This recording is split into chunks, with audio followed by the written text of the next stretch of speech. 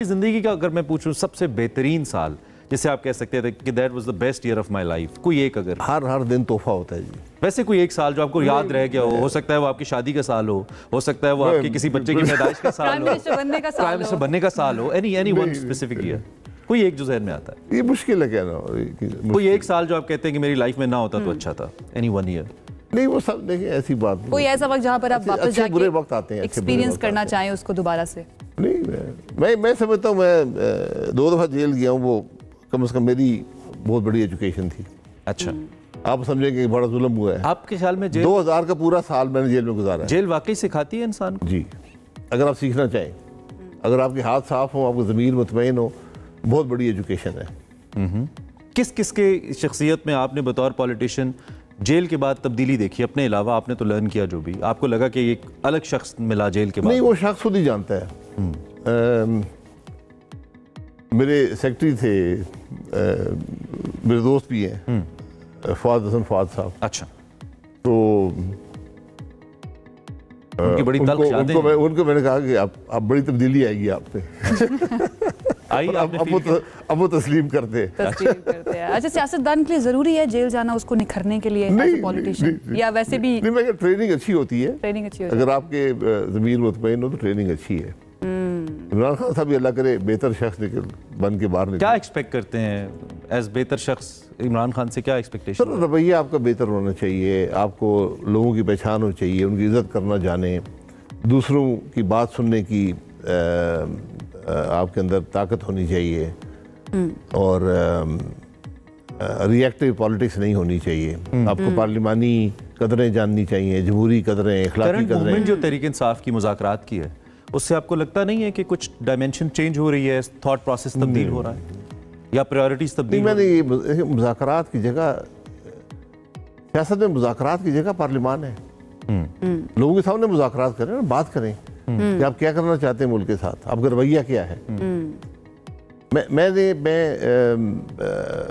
85 की असेंबली में भी इलेक्ट हुआ था, उस वक्त से हर असेंबली में एक न एक तरीके से मेरा वास्ता रहा है। लेकिन जो 2018 से जो माहौल पैदा हुआ है पार्लियामान में और सियासत में, उसकी वो तो तबाहकुन है। इसके जिम्मेदार क्या सिर्फ एक ही जमात को समझेंगे? इमरान खान साहब है। अच्छा, एक आदमी, ठीक, सीधी बात है। लेकिन लेकिन पिछलों ने, आपके फॉर्मर कोलीग्स ने भी तो कोई कसर नहीं छोड़ी, उन्होंने भी तो रवैया मौजूदा हुकूमत ने उन्होंने वही रखा है। हाँ, उन्होंने कोई बेहतरीन, ये गाली गलौज जरा कम करते हैं, वो गाली गलौज ज्यादा करते थे, मार कुटाई ज्यादा करते। देखिए हुकूमत नहीं, वो तो असेंबली से बाहर हो रही है ना, मैं असेंबली के अंदर बात कर रहा हूँ। जब ये रवैया हो कि हुकूमती बेंच कभी गाली नहीं निकालते, ठीक, तनकीद सुनते हैं, बर्दाश्त करते हैं।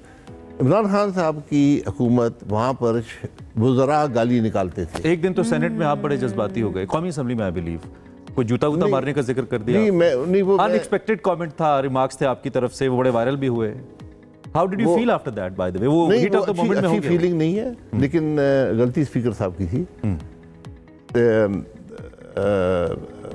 खत्म नबूवत पे एक रेजोल्यूशन था, फैसला हुआ कि एक तकरीर हुकूमत करेगी, एक अपोजिशन करेगी। ठीक है, मुझे अपोजिशन ने कहा कि आपने तकरीर करनी है।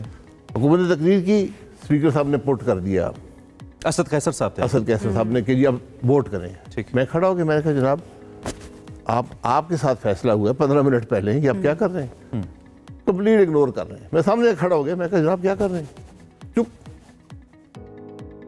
हमें खान साहब नहीं करने देते, ऊपर से हुक्म है।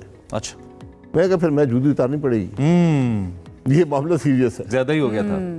बाद में फिर असद साहब से मुलाकात हुई, कोई सेटल डाउन हुआ मामला? नहीं, मैं उनके लिए मेरे दिल में वो कदर नहीं रही जो थी। हकीकत है, स्पीकर बहुत मुश्किल काम होता है, और स्पीकर का मेयार आपने देखा है तो मिराज खालिद साहब थे। ठीक, बड़ी तल्ख हालात, बतौर शख्सियत भी बहुत जी, बहुत तल्ख हालात थे। पीपल्स पार्टी बहुत अरसे बाद इक़्तिदार में आई थी, उनका रवैया बड़ा सख्त था, बड़ा जोश था उनके कारकुन में। लेकिन 2 साल मिराज खालिद साहब ने हमें ये पता नहीं लगने दी कि हम अपोजिशन में हैं, या हम फील करते हैं हम हुकूमत में हैं। वो तरीका आपने सीखना है माजी से। बिल्कुल ऐसे ही है। स्पीकर, अगर माहौल खराब हो तो स्पीकर की जिम्मेदारी कंट्रोल करना होता है।